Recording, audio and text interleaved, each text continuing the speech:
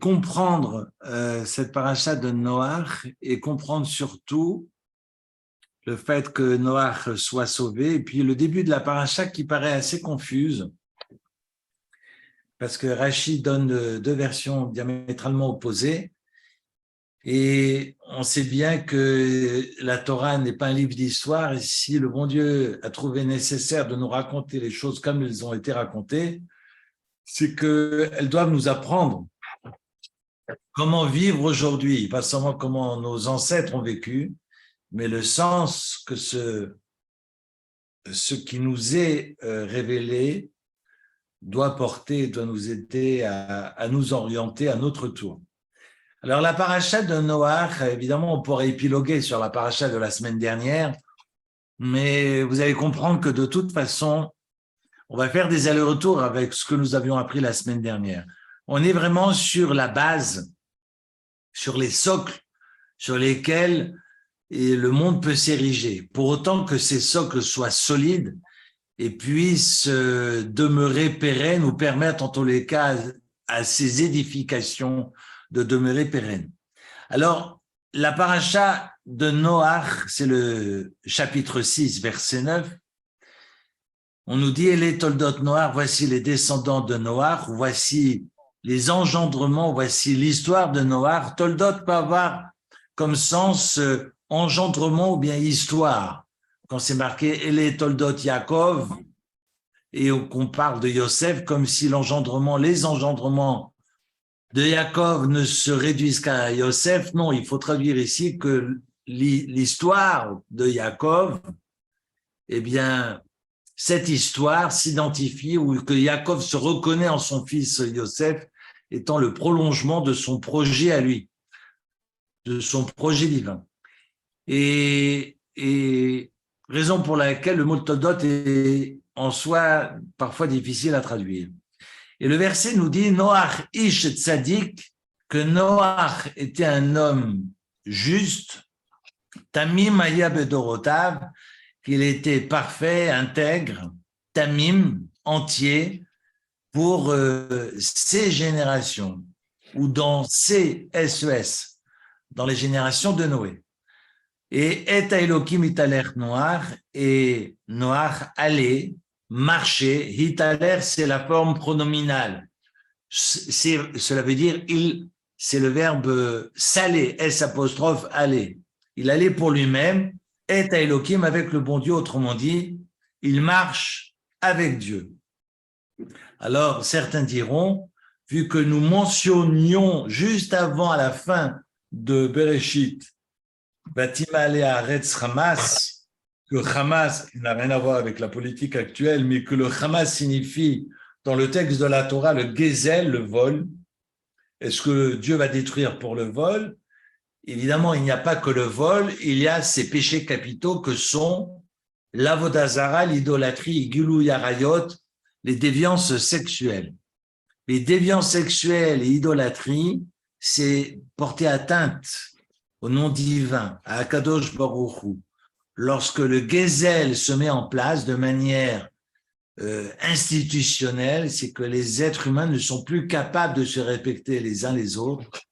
Donc, à partir du moment où les hommes ne sont plus capables d'être ensemble et de vivre ensemble, Dieu préfère tout effacer.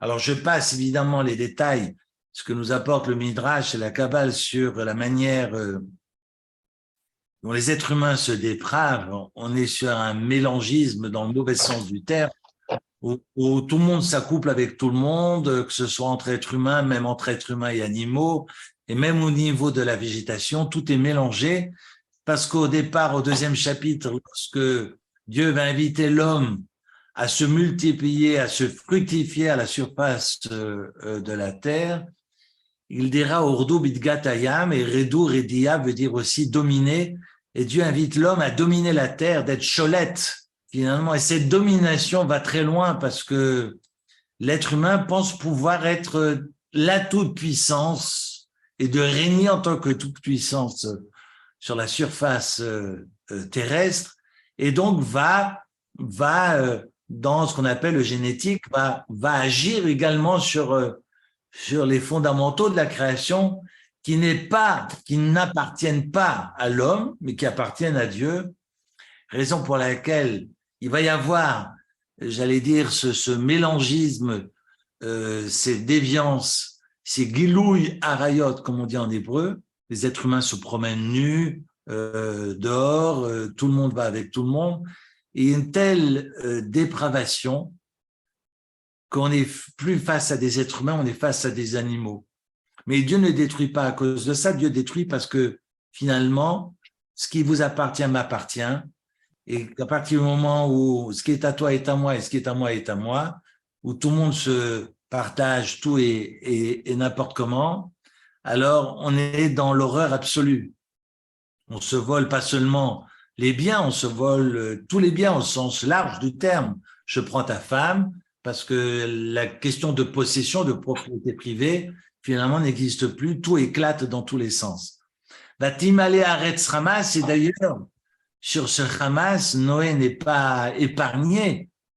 On est également, je dirais, sous une forme de Gezel. Hamas, ce terme de Hamas, quand on retrouve Hamas, Hamasi, lorsque Sarah va dire à son mari, mais tu m'as volé, est un mot d'ailleurs qui est très fort, parce que lorsque dans l'alliance, Brit Ben Abtarim, on a Abraham qui dira, ben, c'est que je suis finalement sans enfant, mais il dira, Olech Hariri, il dira, je suis sans enfant, et va sans faire attention, exclure Sarah, et Sarah dira à son mari, mais tu m'as volé. Autrement dit, tu n'as pas pensé à moi, tu m'as exclu dans ton discours lorsque tu t'es plaint auprès de Dieu, et raison pour laquelle je te reproche finalement cette exclusion. Ce Hamas est également incombe à Noé, parce que Noé, lorsque pendant plus de 120 ans, il va construire son arche, lorsque les hommes et les femmes vont venir vers lui en lui disant « Mais tu fais quoi ?»« Je construis une arche. » Pourquoi? Ben parce qu'il y aura le déluge. Ben le déluge sur ta tête, le déluge. Finalement, personne ne se sentait concerné par ce déluge. Il aurait fallu que Noach dise, mais vous allez être atteint par ce déluge, il faut qu'il y ait teshuva, il faut qu'il y ait repentance, il faut que vous vous ressaisissiez, il faut cesser de se promener nu dans la rue, il faut cesser de faire tout et n'importe quoi sur le plan sexuel. Vous devez vous redresser, vous devez devenir humain et non pas se conduire comme des animaux. Le fait qu'il n'ait rien reproché au peuple, qu'il ait juste émis l'idée que pendant plus de 120 années, d'ailleurs Dieu a fait durer cette construction pendant plus de 120 ans pour que les gens prennent conscience, pour que les gens se ressaisissent. Mais Noach n'a absolument rien dit, raison pour laquelle on verra plus tard, même dans les Haftarot que nous lirons, qu'on parle des eaux du déluge, mais qu'on parle aussi des eaux de Noé, comme si on reprochait à Noé de ne pas avoir prié finalement pour l'humanité. Il aurait suffi d'une seule fois. Il aurait suffi juste qu'il apporte finalement des sacrifices ou qu'il aille prier à la synagogue, que ce soit à Beth Yaakov ou à Duma, peu importe, ou à Echalanes, mais qui disent aie pitié de nous. Parce que quand on prie pas pour moi. Quand je dis pas soigne-moi, guéris-moi. Je dis jamais en hébreu au singulier que je prie pour mon pardon, je prie pour chatati, pachati, mais je dis chatanu, pachanu, refaenu. On parle toujours au pluriel parce qu'il faut absolument pas s'exclure. On prie pas pour les autres, on prie pour soi. On prie pas seulement pour soi, mais on prie pour l'ensemble de la collectivité, et que c'est le fait de ne pas avoir pensé à la collectivité que Dieu, quelque part, selon certains commentateurs, s'élève contre lui. Et si tout le monde se conduit comme des animaux, je boucle la boucle, mais je vais revenir en arrière. Si tout le monde se conduit comme des animaux et que ça te dérange pas que tout le monde se conduise comme des animaux, alors tu vas vivre avec des animaux. Et je vais t'enfermer dans un zoo pendant 1 an et tu vas comprendre ce que c'est que de vivre avec des animaux. Comme s'il y avait quelque part, pour certains commentateurs, une condamnation c'est le commentaire de Rav Eliashiv, c'est le commentaire de beaucoup de rabbanim, mais également de mefarshim, d'exégètes de la Torah, comme s'il y avait quelque part un reproche qui est fait à Noé, parce que quand la terre se remplit de Hamas, c'est finalement que la terre entière, nous dit le texte, et se fourvoie. On ne parle pas de Noé, comme si Noé était également dans cet élan finalement funeste de la terre. Alors je reviens à mes moutons, je ne suis pas là pour casser et jeter la pierre sur Noach, loin de là, mais quand j'ai dit que les premiers rachis de la paracha, eh bien, non pas sème le doute, parce qu'il est très clair pour Rashi, il rapporte le texte du Talmud dans Sanhedrin à la page 108. C'est important juste de relever le fait que certains verront dans le verset, dans les mots que prononce, que dicte Dieu, que Noé était injuste dans sa génération, sous-entendrait que si Noé avait été dans une autre génération, il ne serait pas mis sur un piédestal, comme c'est le cas maintenant, parce qu'il est seul au monde à être au-dessus du lot. Mais s'il avait vécu à l'époque d'Abraham, eh bien, il n'aurait pas brillé autant. Et il nous dit Rashi, l'ifne doro haya tzadik, vilu haya bedoro shel Abraham, lo haya nershav. Les kloum, s'il avait été effectivement dans la génération d'Abraham, il n'aurait compté pour rien, et c'est le texte du traité de Sanhedrin, de la Gemara, traité talmudique de Sanhedrin à la page 108. C'est quand même, ça laisse songeur. Maintenant, on peut, d'après certains commentateurs, comprendre que Noé est au-dessus du lot, parce qu'on nous dit que, il est tzaddik. Tzaddik, ça veut dire qu'il ne vole rien. Mais voler, ça va loin. C'est voler, même Gezeldat s'appelle un vol. Par exemple, quelqu'un me sonne et je ne réponds pas. J'apprenais ça quand j'étais gosse. Ça s'appelle Gezeldat, c'est voler la pensée de l'autre, parce que l'autre pense que je suis absent alors que je suis présent, mais je ne réponds pas. Vous voyez que la notion de vol peut aller très très loin. Je racontais Shabbat que j'ai connu un rabbin qui déchirait un timbre chaque fois qu'il remettait une enveloppe à un ami qui partait en Israël.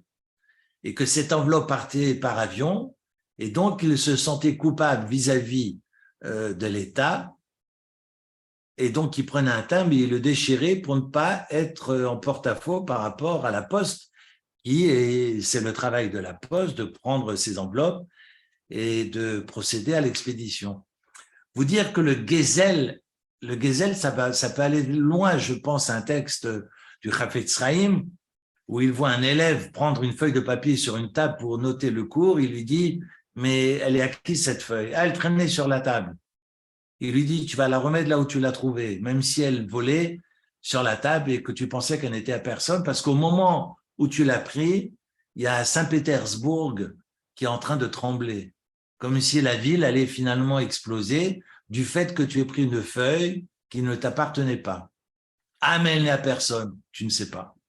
Donc, évidemment, on ne mesure pas la portée de nos gestes, et le vol, c'est pas seulement d'aller râpier au Migros une pomme et de goûter, comme d'ailleurs chez Côté Rav Rosenblum, ceux qui rentrent dans les magasins et qui font des brachot et qui vont aller goûter les graines de ci, les raisins de cela.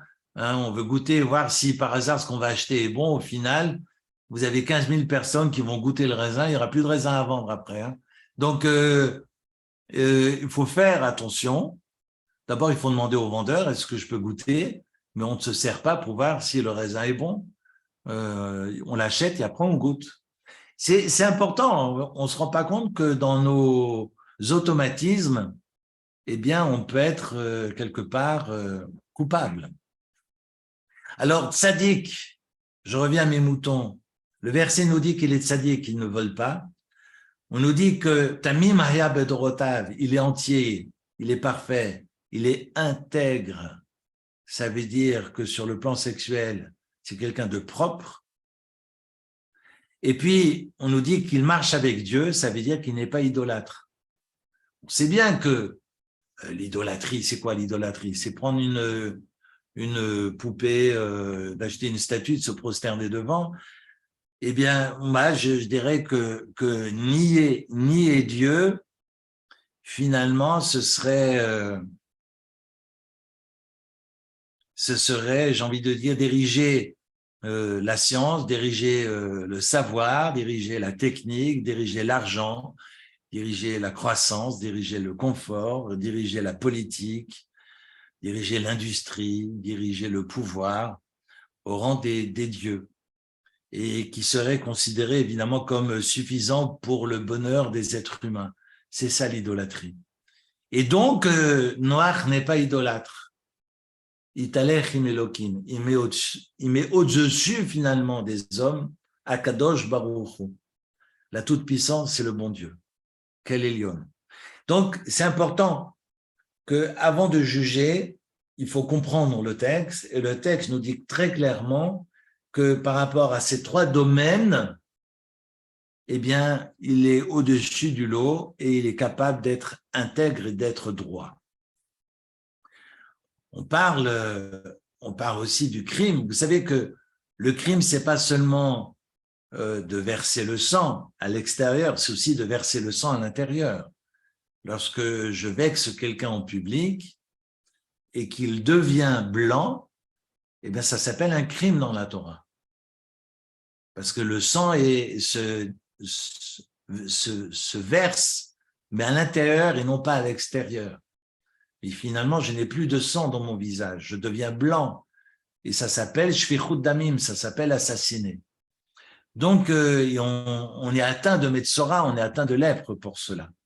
Donc, il faut faire attention, ce qu'on appelle shfichut damim, c'est pas forcément de déverser le sang à l'extérieur, c'est également dans les rapports humains, on peut être dans des cas de shfichut damim qui sont loin de ce que l'on peut imaginer. Alors voilà qui est Noach. Et on sait que le monde se fourvoie, est complètement dévoyé, et que le monde ne peut exister dans et kol hayekum, nous dit le texte, ne peut exister dans ces conditions. J'écrivais avant Shabbat ce texte que je vous ai envoyé, mais je vais le reprendre parce que très clairement, la Mishnah dans les Maximes des Pères, au premier chapitre, eh bien, nous enseigne que Shimon HaTzadik Omer al Shlosha Devarim Haolam Omed, que le monde repose sur trois piliers, Torah, Avoda et Gemelut Chassadim. La Torah, c'est la connaissance, c'est la sagesse. On sait que Avoda, qui est le service divin, c'est aujourd'hui la prière qui se substitue au sacrifice que nous apportions dans le temple. Et Gemilut Chassadim, c'est de rechercher activement le bien d'autrui sans attendre de retour. J'aime bien cette approche, qui est une approche que je pense qui est de Rav Bernheim, et rechercher le bien d'autrui sans attendre de retour, ce n'est pas rechercher le bien d'autrui, point barre. C'est important cette question de sans attendre de retour, parce que c'est ce qu'on appelle finalement le sochet tzibour, de s'occuper des autres, be'emuna, de le faire de manière désintéressée. Parce que faire du bien autour de soi de manière intéressée, c'est ce qu'on fait tous. Par exemple, je fais un don à la communauté et je veux que mon nom apparaisse dans les rapports de fin d'année, ou bien que mon nom apparaisse au milieu de la salle, du sous-sol de la grande synagogue, que cette salle a été finalement offert par monsieur Eric Ackerman. Mais si mon nom apparaît en bien grand, ça ne s'appelle pas être généreux de manière désintéressée. Pour que je sois désintéressé, je dois être le seul à le savoir, autrement dit, Dieu est le seul à le savoir, avec moi. Parce qu'à partir du moment où j'attends qu'on me dise merci, ça s'appelle être intéressé. Même un merci. Donc, rechercher le bien d'autrui sans attendre de retour, ça veut dire rechercher le bien d'autrui de manière désintéressée, c'est ce qu'on appelle Gemilut Chassadim. Eh bien, on réfléchit sur ces trois fondamentaux, sur ces trois piliers, de savoir si finalement le monde a été détruit parce que ces trois piliers manquaient à l'appel. Et alors, on va essayer de réfléchir. Est-ce qu'il manquait réellement à l'appel? Est-ce qu'il n'y a plus de Torah pour que le monde disparaisse? Eh bien, c'est faux, parce qu'on voit très bien que Adam Arishon est invité par le bon Dieu, il est invité à nommer les animaux. Et que Dieu invite Adam Arishon à nommer les animaux, c'est dire que Adam Arishon est capable finalement de cerner la caractéristique de chaque animal, la personnalité, si j'ose dire, de chaque animal. Pouvoir l'appeler éléphant, c'est dire la richesse finalement de sa perception, de son discernement, et c'est faire preuve non seulement d'intelligence, mais de sagesse. Et ça s'appelle Torah. Et donc, s'il y a Torah, pourquoi Dieu va détruire le monde? Alors, vous me direz, peut-être parce que la Avoda n'existe pas, parce que ce deuxième pilier que j'appelle la Avoda, le service, le culte divin, qui aujourd'hui est la Tfila, peut-être que la Tfila n'existe pas. Peut-être qu'à l'époque de Noach, il n'y avait pas de synagogue, il n'y avait pas des Chalanès, de Beth Yaakov, de Dumad, etc. Ah ben c'est faux. Pourquoi? Parce qu'il s'avère que les enfants d'Adam Arishon ont apporté des offrandes.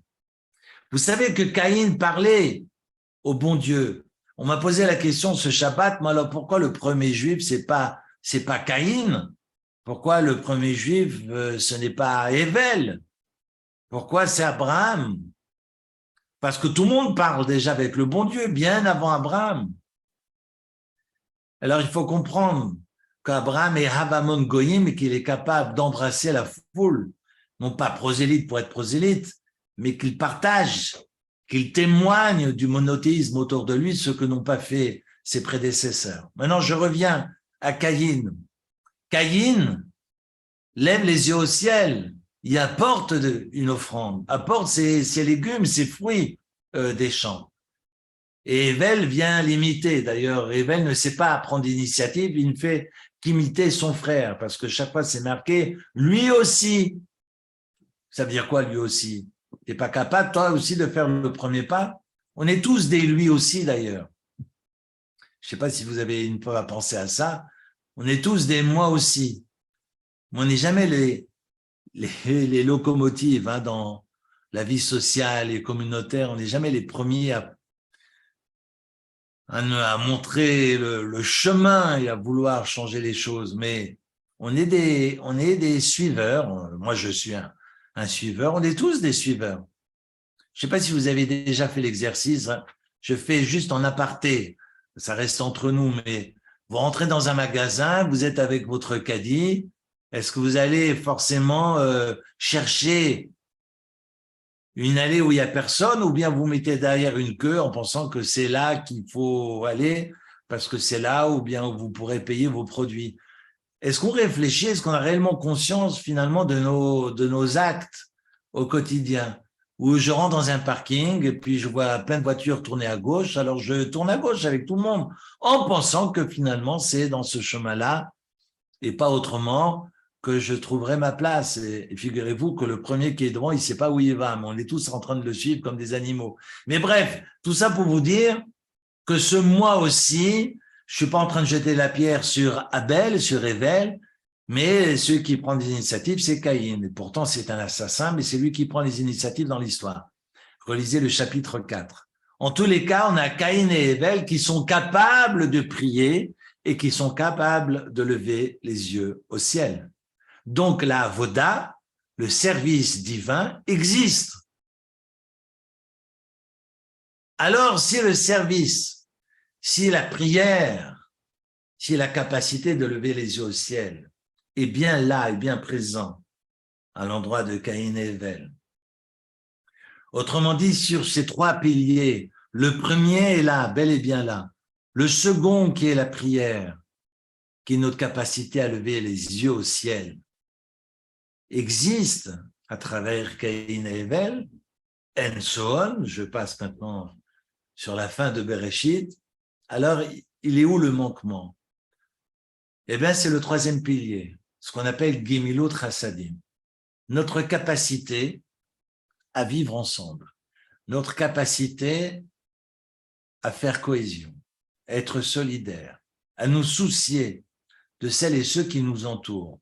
On peut envoyer de l'argent en Afrique parce que les gens meurent de soif, mais est-ce qu'on a tenu compte de la personne qui est sur notre palier et à qui on n'a pas dit bonjour depuis quelques semaines? Et figurez-vous d'ailleurs que la personne est décédée, mais on le découvre que 2-3 mois après. Alors, ça ne m'est pas arrivé, mais c'est un témoignage que j'ai eu.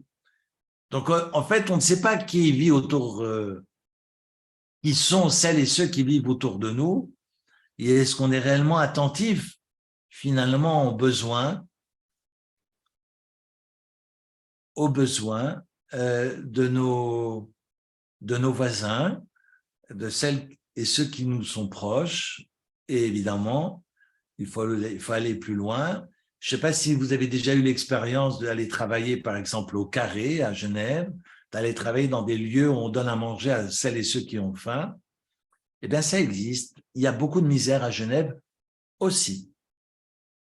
Et voilà, je ne suis pas en train de vous inviter à mettre le manteau et puis d'aller bosser maintenant ce soir, mais c'est juste d'éveiller tout cela en nous parce que c'est ça, être soucieux de celles et ceux qui nous entourent. À commencer au sein de notre communauté parce qu'il y a des besoins et puis à l'extérieur et au-delà des frontières. Les besoins, évidemment, il faut commencer à l'intérieur de son foyer et puis aller au-delà de nos portes parce que c'est ce que la Torah nous invite à faire. C'est lorsqu'on comprend finalement la valeur de l'autre et qu'on donne de la valeur aux relations humaines qu'on peut comprendre que veut dire la relation à Dieu, et pas autrement. Et pas autrement. C'est Torah Ben Adam, la Chavero, et finalement les mitzvot qui nous incombent dans notre rapport à l'autre, qui donnent toute la dimension et toute la valeur à notre rapport à Dieu, et pas autrement. Je ne peux pas être pieux, m'enfermer dans ma synagogue et sortir de là et ne pas dire bonjour, ne pas me lever dans le bus pour laisser une place à quelqu'un qui n'est pas bien, ou de ne pas aller aider dans les services sociaux des communautés, de la communauté, mais il y en a plusieurs ici à Genève, et les associations qui aident, ne serait-ce qu'au sein même de la communauté juive, il y en a beaucoup, que ce soit le lien d'Israël, que ce soit Ezra, je sais que Maccabi fait des choses, que le service social fait énormément de choses, le vestiaire, Atiba, l'âge d'or, etc., tutti quanti, les filles d'Esther, un immense travail, colossal travail qui est fait pour permettre à beaucoup de monde de pouvoir manger au quotidien. Donc, du boulot, il y en a. Et de pouvoir aider de manière désintéressée, c'est possible. Et on n'est pas obligé d'aller à la frontière, on peut déjà commencer ici même, ici et maintenant à Genève. Bref, je reviens à mes moutons.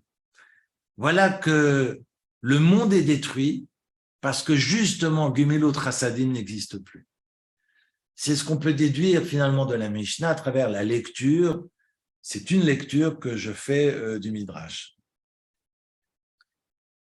Et Noach, Matzachen finalement, comme si Noach ne méritait pas plus, mais trouve grâce aux yeux du bon Dieu. Et le bon Dieu l'invite à construire une arche. On est en 1656 en année juive lorsque Noach est invité à rentrer dans l'arche après 120 années de construction. Il a donc 500 ans, il va avoir 600 ans au moment où il va avoir fini de construire, il va rester 1 an dans cette arche, il va pleuvoir et puis il va s'arrêter de pleuvoir, mais les premières eaux évidemment sont froides, les suivantes sont chaudes, et comme nous enseigne le Midrash, parce que Mida Keneged Mida, Dieu va punir les hommes par là où ils ont fauté, le chaud représente le désir permanent à assouvir, et ce rouge-là, cette chaleur que l'on recherche en permanence, c'est de par ces eaux bouillantes, brûlantes que Dieu va nous condamner, et cette eau du déluge sera une eau brûlante.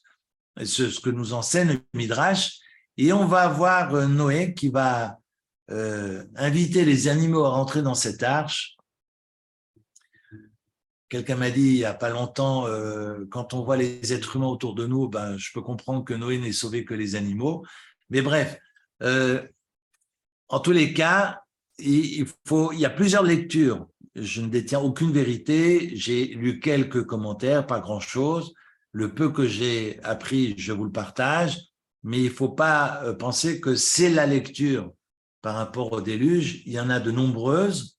Et je ne sais rien par rapport à tous les mefarshim qu'il y a autour du déluge, mais il faut comprendre, en tous les cas, et le texte est là, et avant de l'expliquer, il faut le comprendre. Alors, j'ai envie d'abord de rappeler que Noé, au moment du déluge, on est en 1656, qu'au sortir de l'arche, un an plus tard, il va planter une vigne parce qu'il va prendre avec lui pas seulement les animaux, il va aussi prendre des végétaux parce qu'on sait que tout est mélangé, mais même les végétaux se mélangent entre eux. Je plante une courgette et j'ai une tomate qui pousse, enfin je veux dire, parce que tout est mélangé, les graines ont été mélangées par les hommes et les ont accouplées, si j'ose dire, et tous ces hybrides vont pousser ci et là. Et donc, lorsqu'il va planter sa vigne au sortir de la Teva, au sortir de l'arche, eh bien, il va se passer 300 ans jusqu'au moment où on nous parle de Nimrod, qui est le petit-fils de Ham, le fils de Cush, et qui va ériger une mégapole 300 ans plus tard.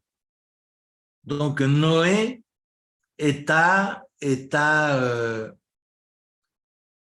quelques années de sa mort, parce qu'on sait que Noé est mort à 650 ans, et qu'on parle de 340 ans. Nimrod et la tour de Babel a eu lieu 340 ans après le déluge. Donc, on est à 940 ans après à la vie de Noé. Donc, on est pratiquement 10 ans avant sa mort. Et c'est important de le comprendre parce que les générations se connaissent toutes les unes les autres. Parce qu'entre la première et la première qui est Adam Arishon et Noé, il y a à peine une 120 années qui vont les séparer, 126 ans. Mais c'est vous dire que nous, on connaît nos parents, nos grands-parents, si tout va bien. Mais là, on a 10 générations qui se fréquentent les unes les autres. Et qu'entre Noé et Abraham, pratiquement la même chose. On sait que Abraham est né en 1948. D'accord ? 1948. Vous faites le calcul, par rapport à Noé, on est pratiquement la même chose. On sait que Shem, qui est le fils de Noé, va connaître Abraham, Isaac et Jacob, qui sont pratiquement 8 générations plus tard. On sait que, par exemple, Jacob va étudier plus de 50 ans chez Ever avant sa mort. Donc, si vous avez un calendrier, une chronologie sous les yeux, je peux vous l'envoyer après par WhatsApp, mais ça vous donne une idée de la vie de cette époque, en tous les cas de nos aïeux, des patriarches, et de comprendre comment se fait-il que Shem, qui était le fils de Noé, ait pu être le maître, alors qu'il a vécu 10 générations Abraham, ait pu être le maître à penser d'Abraham, Isaac et Jacob. Bien, je referme la parenthèse.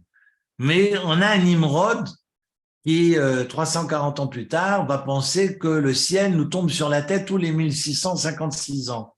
Raison pour laquelle on va préparer la prochaine catastrophe, cataclysme. On va vériner le ciel, on va installer des éponges par terre si l'eau vient d'en dessous, on va mettre de la ferraille et de la tôle sous les cieux pour que les cieux ne nous tombent pas sur la tête. On va vériner tout ça et puis comme ça, on va consolider les éléments et on va pouvoir être dans notre toute-puissance, être dans la maîtrise du prochain déluge. Et dans cette mégapole, je vais en venir, on a un Nimrod complètement fou, et j'en parle dans un instant, mais c'est vous dire l'état d'esprit dans lequel ce qu'on appelle Dor Apalaga, cette génération de la division, du partage, où on a toute une génération qui va se disperser, mais qui ne va pas être condamnée par le ciel, comme elle fut condamnée 300 ans plus tôt, du temps du déluge avec Noé. En tous les cas, Noé va être le seul survivant. Et d'après certains textes prophétiques, on voit Noé aussi montrer du doigt, comme si ces eaux ne sont pas seulement les eaux du déluge, mais sont aussi des eaux causées par Noé, n'ayant pas prié pour ses contemporains, n'a pas été capable finalement d'éveiller les consciences et de remettre en question celles et ceux qui l'entouraient. Alors, quand on pense que pour sa pomme, et c'est ce que le texte vient nous enseigner, et c'est une lecture de Rav Eliashiv, quand on pense qu'à soi, eh bien, Dieu va punir Mida keneged Mida, comme si finalement je n'ai pensé qu'à moi, donc je déverse le sang des autres, et quand on déverse le sang des autres de manière involontaire, ce qu'on appelle Beshogeg, vous le savez, que quand on a tué par inadvertance, imaginez avec la cognée, je frappe avec ma hache un arbre et je tue quelqu'un qui passait par là en arrière, eh bien, je ne l'ai pas tué, ni mes préméditations, ni conscience du geste. Et donc, vu que j'ai tué par inadvertance, je dois être gaulé, ça veut dire je dois aller dans une ville de refuge. Et on le sait, ça, ce sont des textes que nous avions appris il y a quelques mois. Ces villes de refuge qui vont permettre à ceux qui ont tué sans faire exprès de se réfugier pour ne pas être assassinés par la famille et les proches du défunt. Alors, vous me direz, mais pourquoi vous parlez de Noé par rapport au fait d'être gaulé, Gimel Vav Lamedé, de devoir partir en ville de refuge? Eh bien, certains perçoivent la Teva, l'arche de Noé, comme étant une ville de refuge pour Noé lui-même, comme si Noé, Dieu exigeait à Noach de s'exiler dans son arche parce qu'il a tué par inadvertance. Il n'a pas justement poussé la population à faire teshuva. Quand on est en mesure d'éveiller les consciences, quand on est en mesure de faire un travail et qu'on ne le fait pas et qu'on ne répond pas à la mission que Dieu nous donne, eh bien Dieu nous condamne. Ma mère m'enseignait quand j'étais enfant, ma mère Zichona Livracha, quand tu vois qu'il y a quelque chose à faire, quand tu vois qu'il y a quelque chose à faire, c'est que c'est à toi de le faire. Il ne faut pas attendre que Versé le fasse, que Macron le fasse, que Zelensky le fasse, que Poutine le fasse, que tous les enfoirés de la terre le fassent. Si tu vois qu'il y a quelque chose à faire, eh bien, c'est à toi de le faire. J'étais à une manifestation il y a une quarantaine d'années, un peu plus, 45 ans, je manifestais à Paris. Et puis j'avais des camarades à côté de moi, la société. Et puis quelqu'un dans la rue nous avait dit, mais la société, c'est vous. C'est quelque chose qui m'est resté dans la tête. Mais c'est vrai. Quand les choses ne vont pas, on dit, ouais, la société. Mais la société, c'est moi, c'est toi, c'est nous. Donc, si on veut que la société change, il ne faut pas attendre que les autres se bougent. C'est à nous de bouger. Quand on voit que la plage est sale, il ne faut pas attendre que les éboueurs passent. Ben, faut se lever de sa serviette, prendre une poubelle et ramasser. C'est tout bête. Il faut juste se lever et le faire. Quand on voit qu'il y a un papier par terre dans les rues de Genève, il y a peut-être quelqu'un qui va ramasser. Mais pourquoi moi, je ne ramasse pas? Et si tout le monde fait le geste, eh bien, le monde sera peut-être un peu moins poubelle. Ça commence par des petites choses. Et puis, c'est sûr que Macron peut faire des merveilles. C'est sûr que nos présidents de tous les pays du monde, comme dit la chanson, si tous les pieds du monde se donnaient la main. Non, mais voilà, c'est juste de vous dire que il faut pas attendre que les autres fassent. On doit faire. Et quand on pense qu'il y a quelque chose à faire, c'est que c'est peut-être la mission que Dieu nous donne. Et ce que le bon Dieu reproche à Noach, c'est que peut-être il était en mesure de secouer finalement les bretelles de toutes ces populations, ces masses populaires, il ne l'a pas fait. Tu penses que c'est des animaux? Alors je vais t'envoyer avec les animaux. Mais tu vas vivre avec les animaux, tu vas rester avec eux. Ah, mais je vais prier, je vais préparer des animaux et comme ça, je vais pouvoir, en sortant de l'arche, faire un misbéar, ériger un autel et apporter des sacrifices pour prier.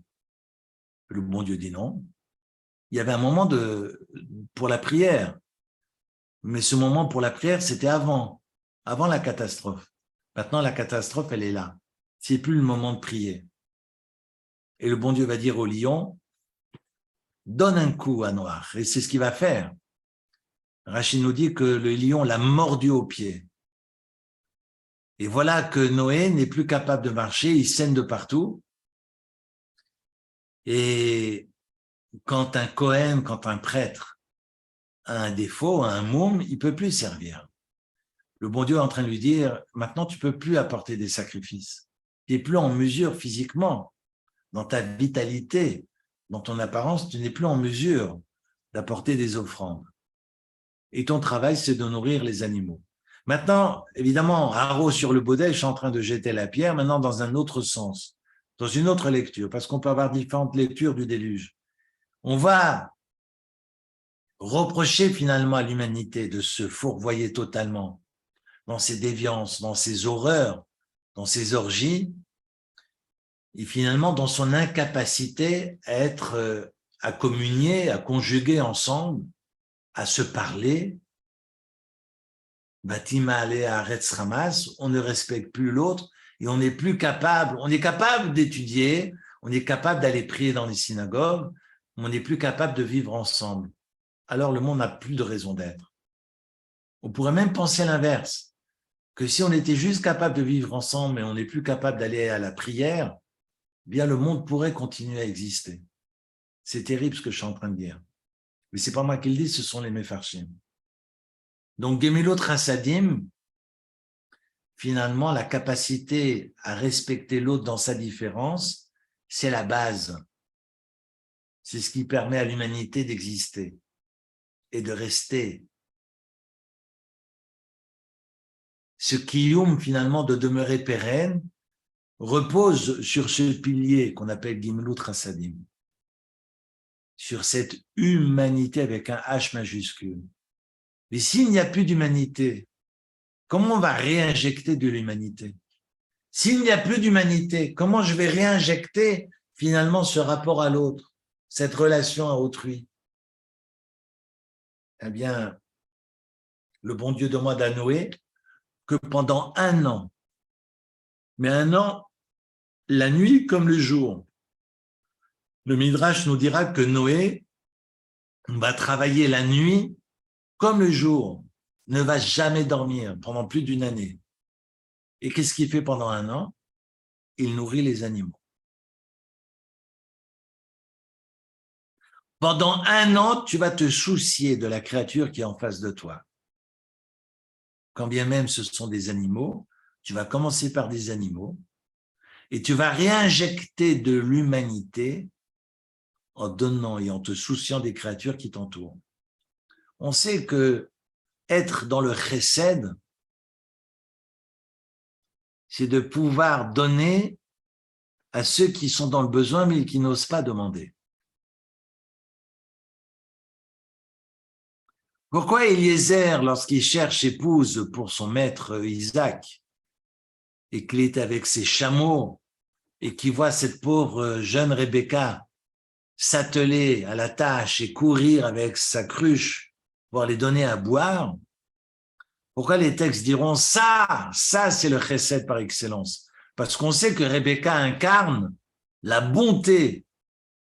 Elle est la bonté sur deux pieds.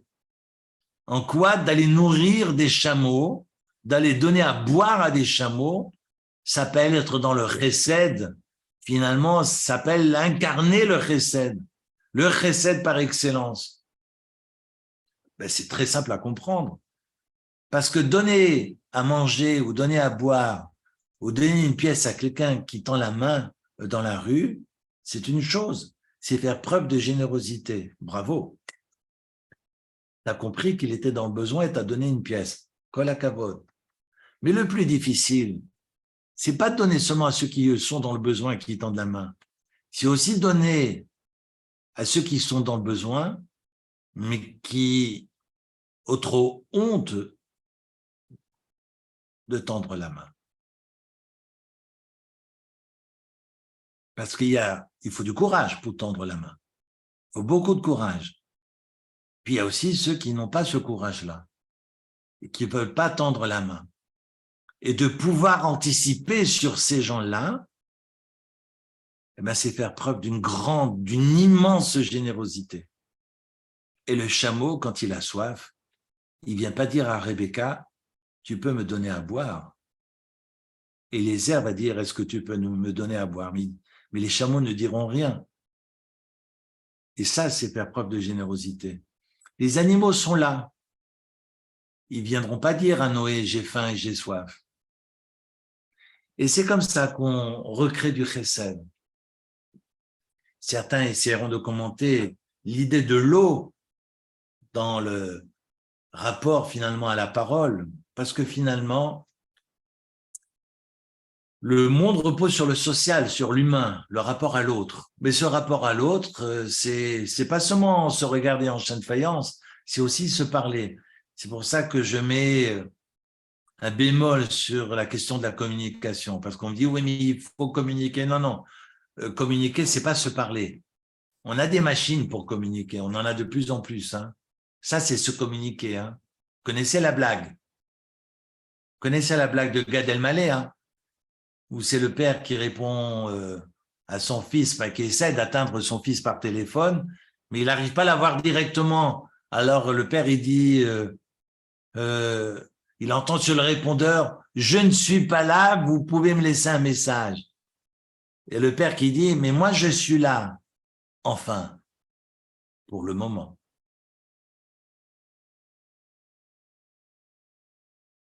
Ça veut dire quoi, je ne suis pas là? De toute façon, les répondeurs sont là pour ça, c'est pour justement ne pas être enquiquiné. Et le père lui dit, mais moi je suis là, mais je ne suis pas éternel. Et je crois que la relation humaine, c'est pas juste des messages comme box, c'est également de se regarder les yeux dans les yeux, se parler. C'est pas forcément de se prendre dans les mains, et dans les bras, je veux dire, mais c'est également de se regarder dans les yeux, pouvoir se parler. Et pouvoir se parler, l'eau est là justement pour réinjecter du se parler, de la relation, mais pas de la relation physique, mais cette relation, ce lien que j'essaye tant bien que mal de tricoter. L'eau du mikvé dans Taharat HaMishpacha, ce rôle-là, parce que l'eau du bain rituel va permettre justement de recréer du lien autrement que dans un rapport physique. Il faut être capable de se regarder dans les yeux, il faut être capable d'entrer en relation et de se parler. Si on n'est plus capable de se parler, si on n'est plus capable d'être en lien, si on n'est plus capable de se respecter, si on n'est plus capable de vivre ensemble, le monde doit disparaître. Et c'est le déluge. Alors, vous allez me dire, donc, Nimrod est celui qui va être capable de recréer du lien, bien sûr, parce qu'il va inviter toute sa génération à aller gratter le ciel, à aller défier le bon Dieu, à aller remettre en question la toute-puissance de l'Éternel, à l'égaler, à le surpasser en sortant de ses limites. Mais quand la tour, parce qu'on parle de la tour de Babel, qui vient atteindre le ciel, ben c'est d'ambitionner, d'édifier un gratte-ciel qui, en somme, vient, comme son nom l'indique, vient gratter le ciel, vient gratter le bon Dieu pour le déloger et montrer que l'homme est au-dessus de cela. Mais je suis en train de peindre ou de dépeindre un tableau qui est noir, mais il est plus que noir. Il est horrible, parce que la tour de Babel, c'est un tableau horrible de l'humanité, et pourtant Dieu ne détruit pas. On nous dit dans le chapitre de la tour de Babel,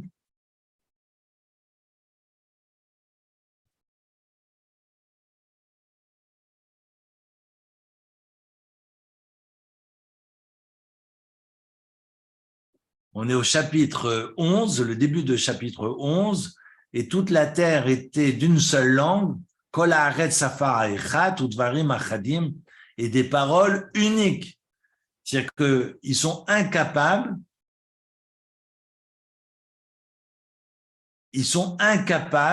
d'accepter la différence.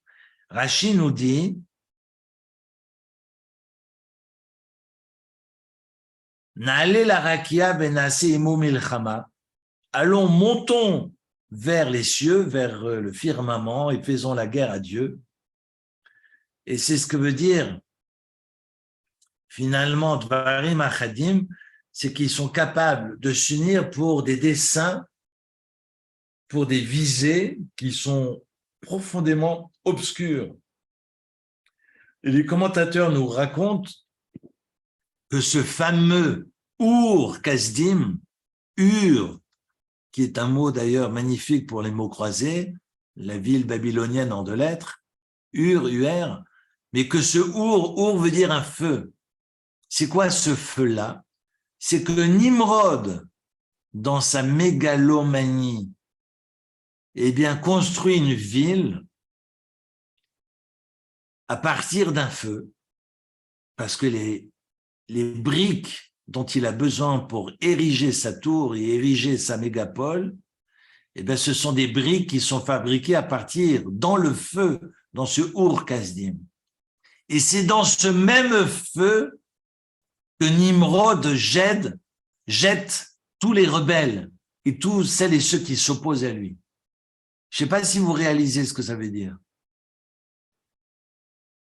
Nimrod est un roi totalitaire, comme on l'a connu il y a 70 ans. Ein Reich, ein Volk, ein Führer. Et ce Führer Nimrod refuse que l'on s'oppose à lui. Et tous ceux qui s'opposent à lui sont jetés au feu. Et c'est ce feu qui nourrit et qui permet de fabriquer la pierre pour ériger la tour de Babel. Ben alors évidemment, vous allez sauter dans vos chaises et vous dire, mais c'est l'horreur absolue. Bien sûr que c'est l'horreur absolue. Alors Dieu doit détruire. Alors vous me direz, oui, mais Dieu ne peut pas détruire parce qu'il a promis à Noé au sortir de l'arche et il a fait l'alliance qu'il ne détruirait pas. Oui, mais attendez, on parle de qui? On parle du bon Dieu. Donc si l'humanité est dans l'horreur absolue, eh bien Dieu va détruire. Mais Dieu décide de ne pas détruire. Il faut comprendre pourquoi.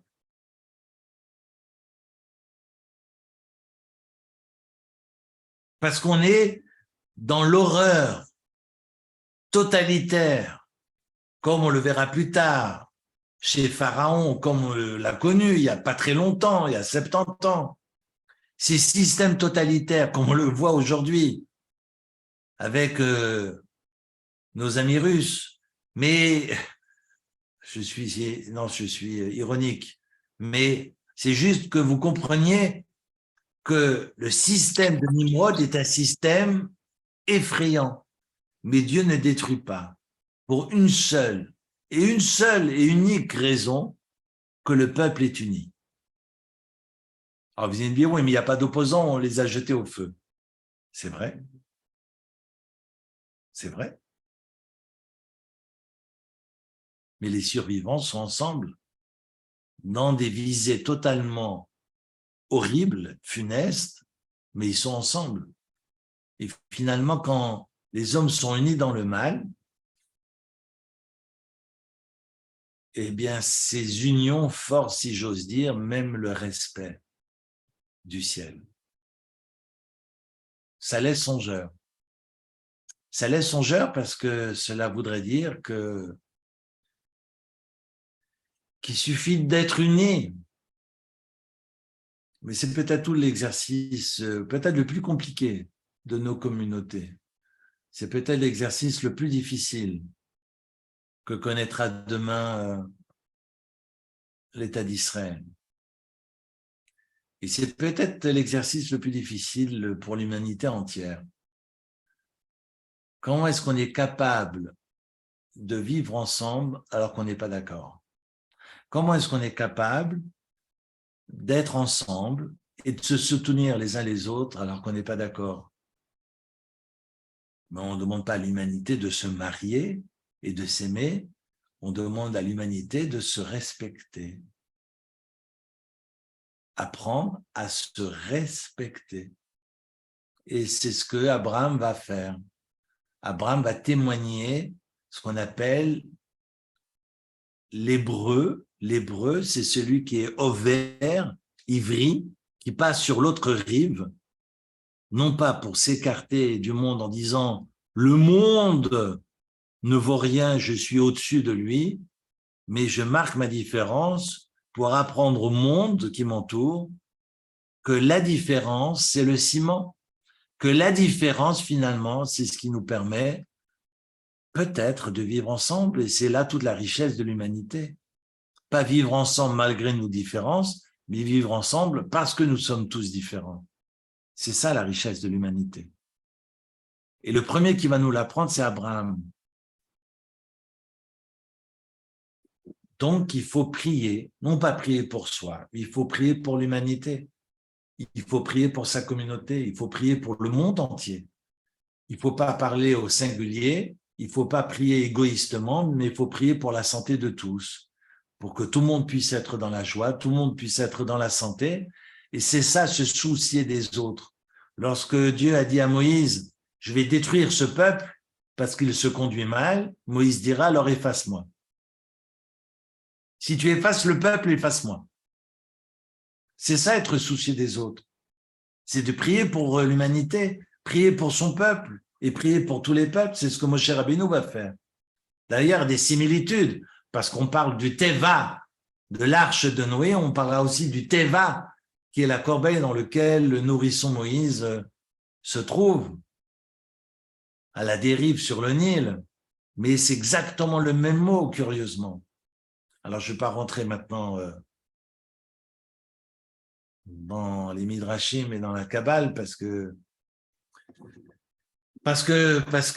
qu'effectivement, les similitudes, elles existent, même au niveau des âmes, mais je ne vais pas rentrer maintenant dans ces questions-là, ésotériques. Mais c'est juste vous dire que Moshe est dans ce tikkun et dans cette réparation. On n'est pas seulement là à sauver sa peau, et c'est ce que le bon Dieu va dire à Moshe Rabbeinu, à Noé, mais quand les choses vont mal, faut éveiller les consciences autour de soi. Il ne faut pas uniquement sauver sa peau, mais dire à toute l'humanité, les choses vont mal et on peut éviter la catastrophe. Et ça, quand on a la possibilité de le faire, c'est pas qu'on peut le faire, c'est qu'on doit le faire. C'est ce que la Torah nous enseigne. Il faut être évidemment calme, parce que pour survivre du déluge, il faut être noir. Noir veut dire calme. Et quand c'est la catastrophe, il faut rester calme. Mais c'est pas en faisant des feux d'artifice qu'on fera changer les gens. C'est ce que le bon Dieu dira au prophète Élie. C'est pas dans les show pyrotechnique que j'apparais et que je te parle, c'est pas dans des spectacles, des feux et lumières, mais c'est dans un doux et subtil murmure que je te parle. Et si tu veux réveiller les consciences, et si tu veux redresser la population qui est autour de toi, c'est pas en t'énervant, mais c'est en allant parler aux gens de manière, dans un doux et subtil murmure, non pas dans les feux d'artifice, mais de réveiller les consciences autant que faire se peut, parce que tu en as les moyens, Noach, comme le fera plus tard Moshe Rabbeinu. Tout ça pour vous dire, on a du travail. Voilà l'enseignement de Noach, et voilà l'enseignement de Nimrod, qui malgré lui nous enseigne que les oignons c'est la force, plutôt les unions c'est la force. C'est ce que je disais quand j'étais gosse, l'oignon fait la force. Je ne comprenais pas pourquoi on disait ça, quel rapport avec les oignons. Mais l'union fait la force. Vous voyez, l'union fait la force, c'est évident. C'est évident quand on voit Daesh, quand on voit toutes ces horreurs que nous avions connues les années précédentes, évidemment, ça fait réfléchir. Parce que dans le mal, les hommes sont capables de s'unir. Et dès le moment où ils s'unissent, on l'a vu avec Ménaché, le roi Ménaché, mais quand les gens sont unis, eh bien, le ciel, si j'ose dire, respecte et attend que ceux qui travaillent pour le bien, soient dans le même état d'esprit, soient capables finalement de serrer les coudes et pas de reprocher tous les maux de la terre aux autres sans balayer devant sa porte. Voilà le travail que l'on a à faire, qui n'est pas mince, je le reconnais, mais voilà, ce matin à la synagogue, parce que début d'année, j'avais pratiquement le minyan. Ce matin, nous n'avions pas minyan et je me dis voilà que les fêtes sont passées et qu'on peut ronronner à nouveau. Parce que voilà, les feux d'artifice sont derrière nous et maintenant on revient dans la routine du quotidien et donc on peut s'autoriser à ronronner, on peut s'autoriser à oublier la synagogue, à oublier nos obligations. Et puis, il y aura toujours 2-3 imbéciles pour aller faire le minyan. De toute façon, moi, j'ai d'autres chats à fouetter. Non, mais je râle. Quand je n'étais pas chazan et que je n'étais pas payé pour, moi aussi, je ne courais pas à la synagogue pour compléter le minyan. Et c'est un reproche que je me fais aujourd'hui. Et peut-être que le bon Dieu m'oblige aujourd'hui à être le premier à la synagogue pour faire le tikkun, la réparation de tout ce que je n'ai pas déployé jusque-là. Mais voilà, c'est pas parce que les fêtes sont derrière nous qu'on doit se reposer sur nos lauriers en pensant que les choses vont aller de mieux en mieux. Si on ne fait rien, il n'y a rien qui ira de mieux en mieux. Donc chacun à son niveau peut ajouter une petite pierre. Et ça, vu que le mois de novembre commence et qu'on a la nuit maintenant qui tombe de plus en plus tôt et que ça laisse le temps de philosopher, j'ai envie de vous dire, voyons ce que l'on peut faire chacun à son niveau, petite pierre, toute petite pierre. Mais cette petite pierre aux yeux du ciel, c'est une montagne. Je vous souhaite une très bonne soirée.